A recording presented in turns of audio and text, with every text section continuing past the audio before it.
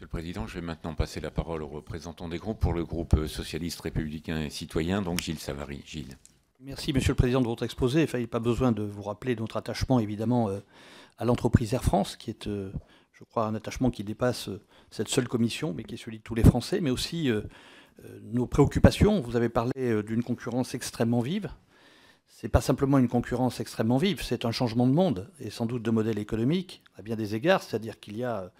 Le secteur aérien est bousculé depuis d'ailleurs de très nombreuses années, au point que très peu de compagnies historiques demeurent. Il y a à peu près 3 grands groupes qui demeurent en Europe, autour de British Airways, Lufthansa et Air France KLM, avec une extrême fragilité, avec des résultats extrêmement faibles et des bouleversements incessants. Le premier, ça a été par le bas, si je puis dire, avec l'arrivée massive du low-cost qui a bousculé le point à point, et qui fait qu'aujourd'hui...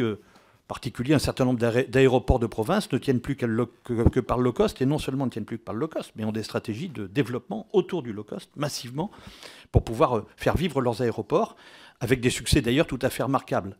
Et on a eu le sentiment, mais ça ne vous concerne pas, mais qu'il y a eu un temps de retard d'adaptation de l'ensemble des grandes compagnies historiques, en particulier de la nôtre, puisque vous nous parliez tout à l'heure de Transavia. 60 avions, c'est bien, mais 60 avions, c'est encore court par rapport à l'immensité des flottes qui exercent le leadership dans cette affaire et qui sont bien installées, EasyJet, Ryanair.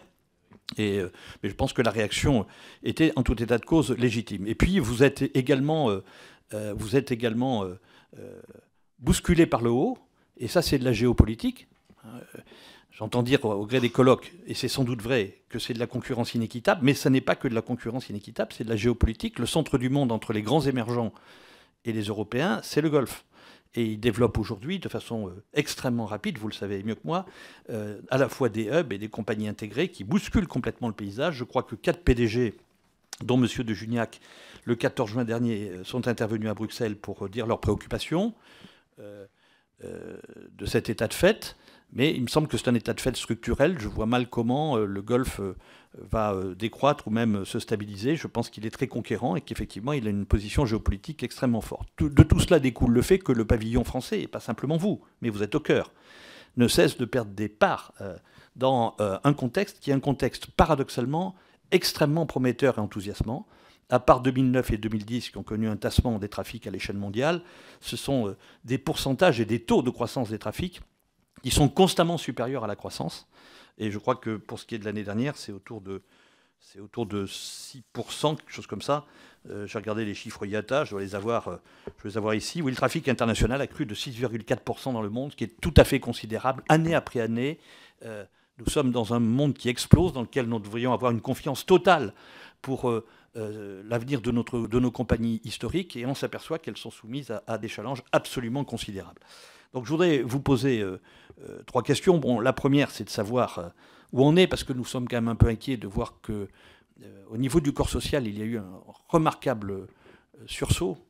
Je crois qu'il faut rendre hommage à la responsabilité du corps social d'Air France, notamment à l'époque du plan Transform, parce que je crois bien que c'est 8000 emplois qui ont été supprimés. 8000 emplois. Et ça s'est fait avec des syndicats qui l'ont accepté. Mais... paradoxalement, aujourd'hui, nous en sommes à des démêlés judiciaires avec le personnel navigant technique, appelons-le clairement les pilotes, dont on dit, ne fait pas que le dire, qu'ils sont à la fois plus coûteux que la moyenne, et pour être direct, et avec une organisation du travail plus confortable, si je puis dire. Donc je voudrais savoir, sur ce point très précisément, parce qu'il faut arrêter de se cacher derrière son petit doigt, si vous avez le sentiment que ce corps social absolument essentiel, évidemment, à la compagnie, point d'ailleurs que dans sa tête, elle a considéré qu'elle en était co-gestionnaire, est prêt à bouger. Est-ce que vous êtes optimiste? Parce qu'il est clair que c'est la clé. On connaît les uns et les autres, ils disent oh, c'est pas grave, on coûte pas très cher, de toute façon. Enfin, vous êtes à des taux de marge extrêmement faibles, et il est absolument essentiel, on n'imagine pas qu'il y ait un redressement du groupe et d'Air France sans que les pilotes y participent. Donc voilà, une première question assez directe, mais je pense qu'il faut se dire les choses de façon extrêmement précise si on veut voir quelle est la configuration. Deuxième sujet, c'est sur le long courrier. Donc au jour d'aujourd'hui, moi j'observe que sur le long courrier, vous faites des efforts considérables, je pense que c'est une des grandes vocations d'Air France. J'ai bientôt fini, Monsieur le Président. Mais Mais j'observe aussi qu'on est un peu dans une stratégie, j'espère qu'elle est temporaire parce que je pense qu'elle aura le sort qu'on lui connaît, de lignes Maginot. C'est-à-dire on dit, voilà, il ne faut pas donner de droit de trafic au Golfe, on va voir l'Europe pour faire un moratoire sur le droit de trafic, on trouve des partenaires européens conciliants qui disent on est tout à fait d'accord avec vous, sauf qu'eux développent les droits de trafic, et que si on regarde tous les pays qui nous entourent, ils développent des droits de trafic vers le Golfe. Ça veut dire que ça ne soulage pas Air France, mais ça prive éventuellement nos plateformes aéroportuaires de province, qui le demandent, de droits de trafic. Et donc je me demande si cette stratégie ne va pas avoir le destin des lignes Maginot. J'en termine là.